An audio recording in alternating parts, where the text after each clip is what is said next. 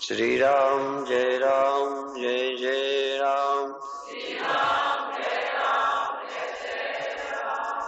सच्चिदानंद भगवान सनातन धर्म। किसी व्यक्ति ने पूछा है कि मूर्ति की प्राण प्रतिष्ठा क्या है, क्या प्राण प्रतिष्ठा के बाद वो सचमुच जीवित प्रतिमा माने। मान्यता यही है कि प्राण प्रतिष्ठा के बाद जो जीवित के साथ व्यवहार होना चाहिए वही प्रतिमा के साथ होना चाहिए। इसीलिए भोग लगाते हैं, पूजा करते हैं, गैप नहीं देते। और इसीलिए ये मान्यता है कि 3 दिन तक यदि भोग न लगाया जाए तो प्रतिमा पूजनीय नहीं रह जाती। खंडित प्रतिमा इसीलिए नहीं पूजते कि वो समझो मृत हो गई। प्राण प्रतिष्ठा का अर्थ है कि उस प्रतिमा को हमने जीवंत स्वीकार किया है।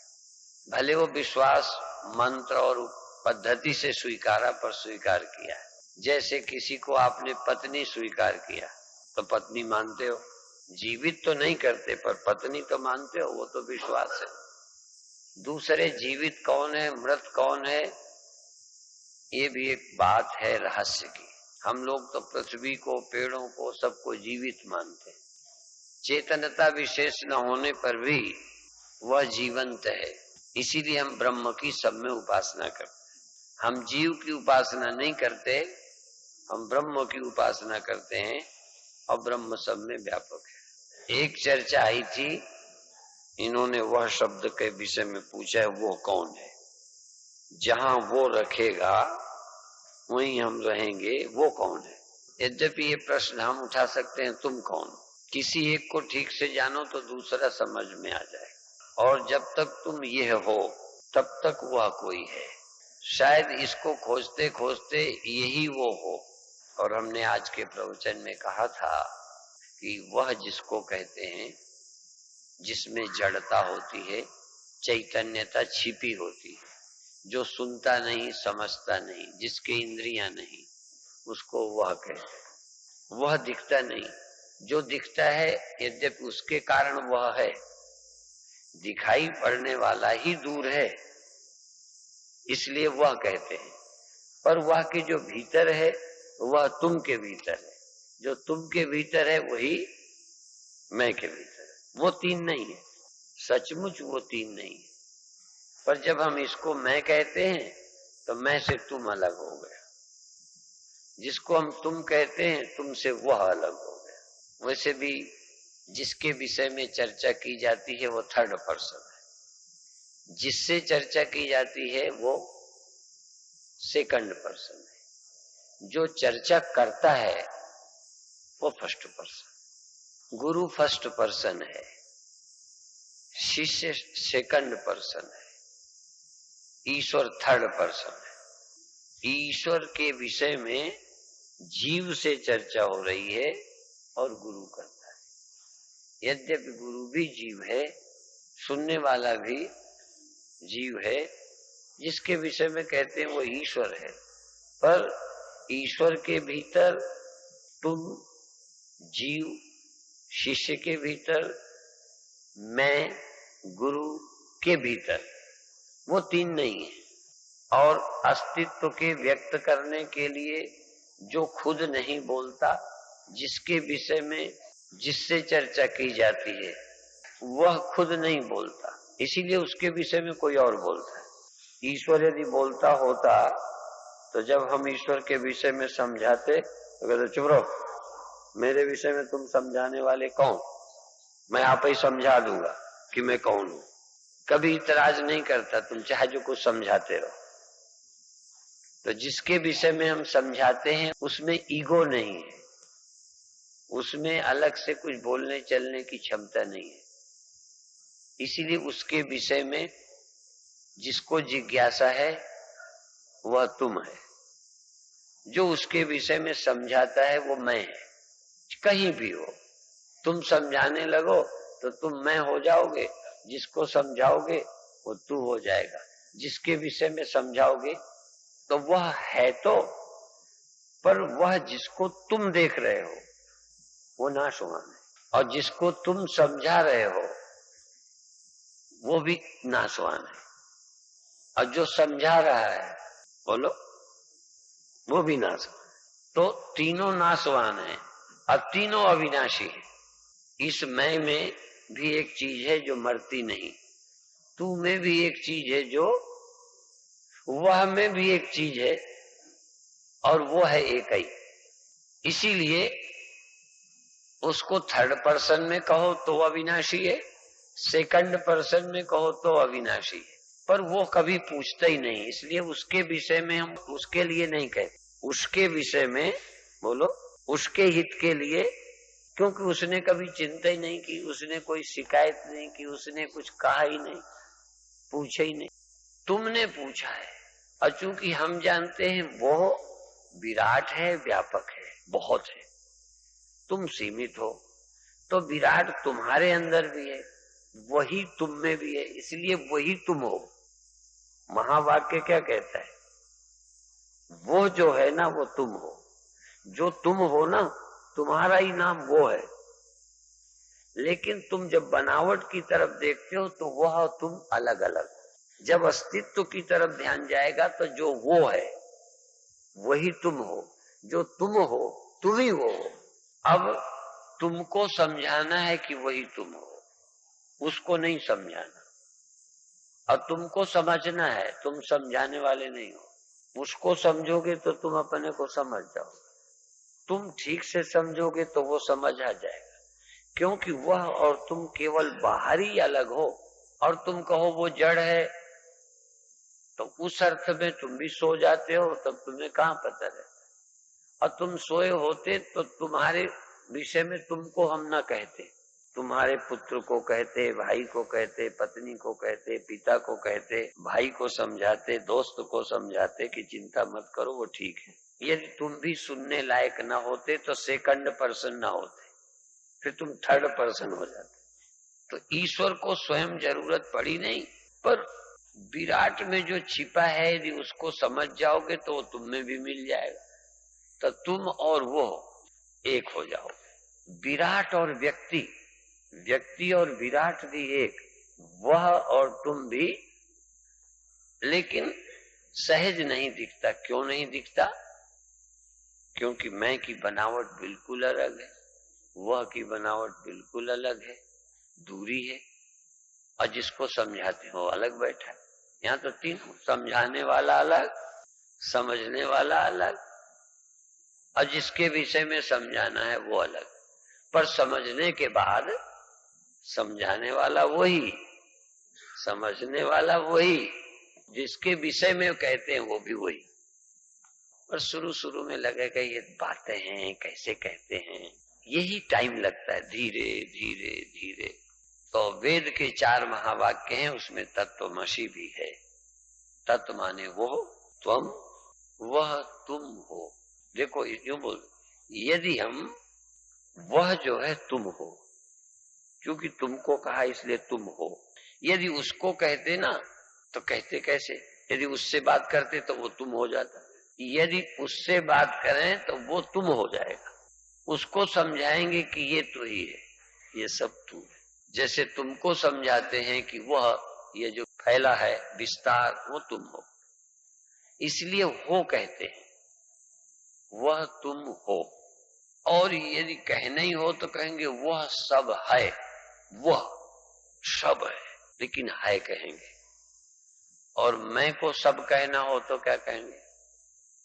मैं सब, जो बोलता है वो अपने लिए हूं, जिससे बोलता है उसके लिए हो, जिससे विषय में बोलता है उसको बोलते हैं है में, हो में और हूं में कोई मौलिक फर्क।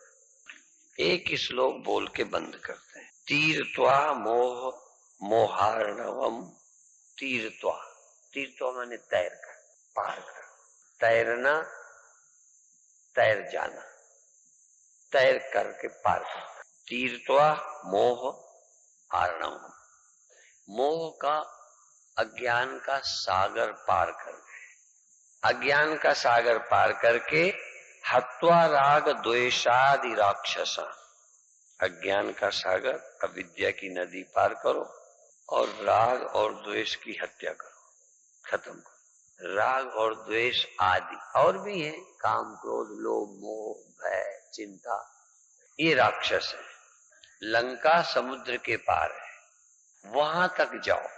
देखो, इस सागर को पार करो, लंका जाओ, वहां राक्षसों का वध करो, शांति को प्राप्त करो, फिर आराम से राज्य करो। ठीक, मोह के सागर को पार कर राग द्वेषादि राक्षसों को मारकर, दो का नाम गिना दिया, बाकी और गिन लेना। राग ये रहे, ये ना हो, तो अंदर के द्वेष को किसी से, किसी व्यक्ति वस्तु पद राग नहीं। एक दिन मैंने पंजाबी की एक लाइन बोली थी, किसी नाल राग नहीं, किसी नाल द्वेष नहीं, आत्मा आनंद मेरा कोई भी कलेश नहीं।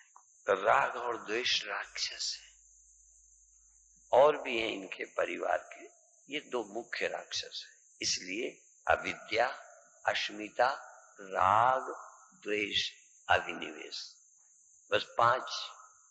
आत्मा का अज्ञान मोह, वो खत्म करो। अज्ञान मोह को पार करोगे तो मिलेंगे 2 राक्षस, उन 2 को खत्म करो। और भी हैं, पर राग द्वेष के साथ ही सब मर जाएंगे। मुख्य मार दिए जाएं तो बाकी है तो तुम्हारे नौकर हो जाएंगे। यदि राजा परास्त हो जाए तो प्रजा को मारने की, प्रजा का पालन करो, वो राज्य भी तुम्हारा हो गया जो उसका था। जहां रावण राज्य करता था तहां विभीषण को बिठा दिया। बस, जो सेना रावण की आज्ञा से लड़ती थी अब किसके हुक्म में चलेगी? तो किसी शरीर इंद्रियों को खत्म नहीं करना, मोह के सागर को पार करो, राग द्वेष आदि राक्षसों का वध करो, और योगी शांतिम समायुक्त, योगी शांति को प्राप्त कर ले।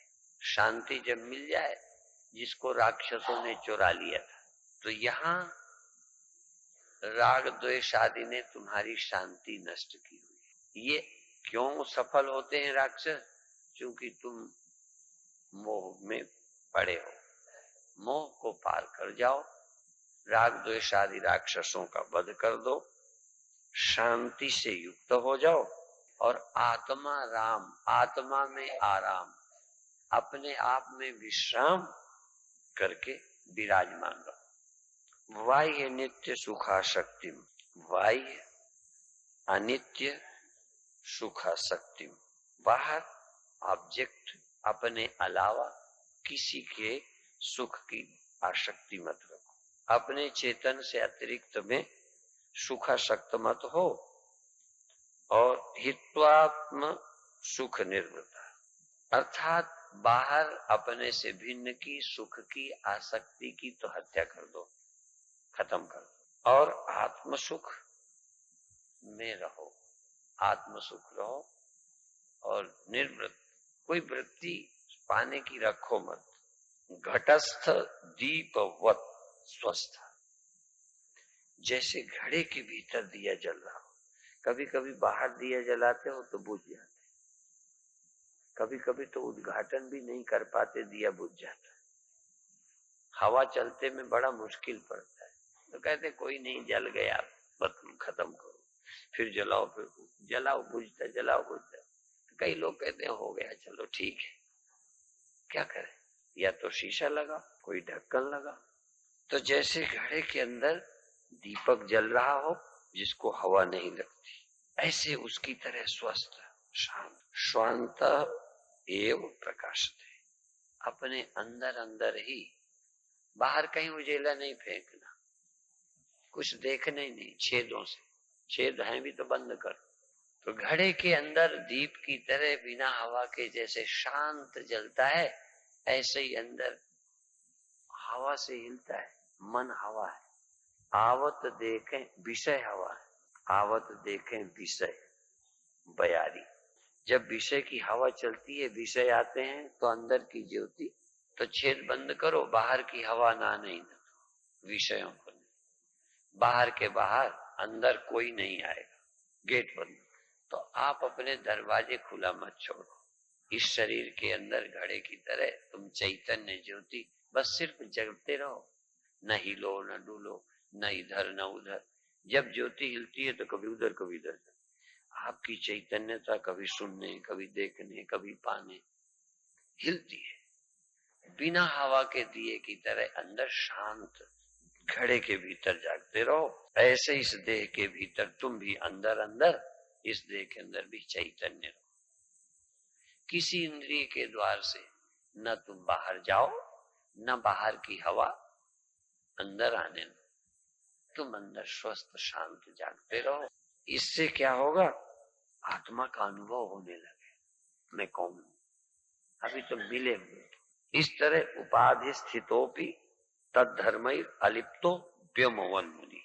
मुनि साधक सत्संगी क्या करते? उपाधि स्थितोपि, इस शरीर में रहते, उपाधि में रहते हुए, या उपाधि में रहते, उपाधि के रहते, तद्धर्मैर अलिप्तो, शरीर धर्मों से, इंद्रिय धर्मों से बाह्य अलिप्त, असंगो नहीं सच।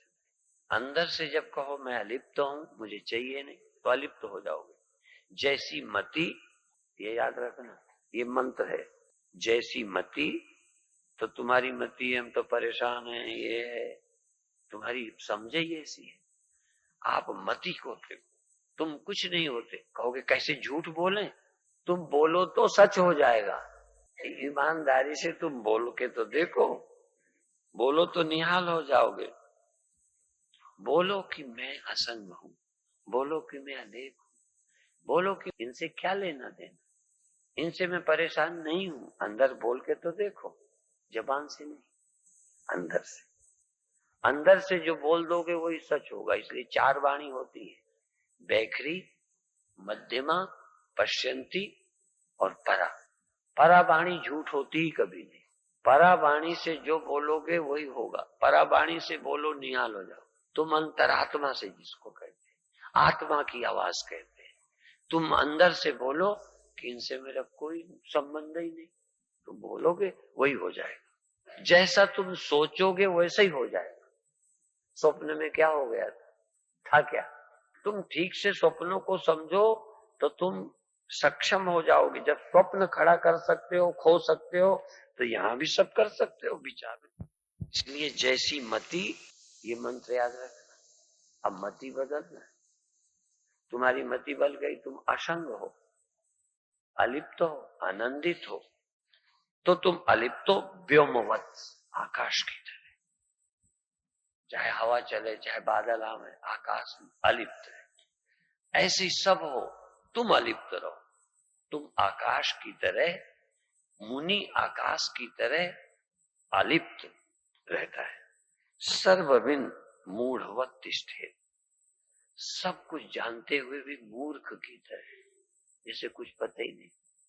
कोई कहेगा तुम्हारी निंदा करता है, अच्छा गधे की निंदा कर दे तो उसकी तुम मूर्खता फायदे में, तुम्हारी समझ नुकसान कर रही, तो तुम क्या करो? गधेवत, मूढ़वत, पशुवत, पागल की तरह, पता ही नहीं। विमूढ़वत तिष्ठेत, पागल मूर्ख की तरह रहो, जैसे जानते ही नहीं। विवेकानंद ट्रेन में थे, दो सभ्य आदमी उसी डिब्बे में थे। लाल कपड़े वालों पर किसी की श्रद्धा नहीं। सैकड़ों बार मैंने कंडक्टर से डांट खाई है। हाँ, कंडक्टर कहता, मैं अपर में बैठा था बस में, तब लोअर अपर होता था। अब ये सतयुग की बात नहीं है, अभी मेरी जिंदगी। तो कंडक्टर कहता है, हे बाबा उठो, चलो पीछे। तो जानते हुए मैं उठ के खड़ा हो गया। मुझे इतना पता था टिकट का, खड़ा हो गया। कहते चलो पीछे। तब मैं इतना पीछे को तो तैयार हुआ, तो सीट पूरी लंबी थी, तो मैं वहीं से पार करने लगा पीछे। तो कहते नहीं, नीचे से उतर के जाओ। तो मैं नीचे उतरने लगा। पता नहीं भगवान ने कैसे उसको अकल दी। तब पूछ लिया टिकट कहाँ की है, मालूम मुझे। मैंने कहा बाबूजी देख ले। बाबूजी ने देख लिया, कहता अच्छा बैठे रहो बैठे रहो। तब भी मैंने नहीं कहा, मुझे पता था अपर की टिकट लेके आया था, आगे बैठा था। इतनी देर में मूर्ख बना रहा, बाद में भी ज्ञानी नहीं बना कि मूर्ख पहले पूछ लेते टिकट कहाँ की है, तब मुझे डांटते। कैसे डांटने लगा? नहीं कहा। वो समझदार में मूर्ख बना रहा, आज तक चैन है। ज्ञानी को मूढ़वत रहना चाहिए, आसक्त हो। हमारे लोग बहुत समझदार हो गए, ये जान ऊपर से दिखावा करता है, ये सचमुच श्रद्धा नहीं रखता, ये पैर नहीं टूटी, नाटक कर रही है, ये मुंह पिचका क्यों करता है, हमें देख के जलता है। अरे मूर्ख, तू बुद्धिमान कहता है अपने, बल्कि मूर्ख बन के रहे तो तू बुद्धिमान है। तू ज्यादा समझदार बनता है, यही तेरी मूर्खता है। अशक्तो वायुवत चरित, आसक्त होकर, आसक्ति रहित होकर वायु की तरह चलो। हवा सब जगह फिरती है, ऐसे ही तुम हवा की तरह विचरो, हल्के होकर। अब मैं यही समाप्त करता हूं।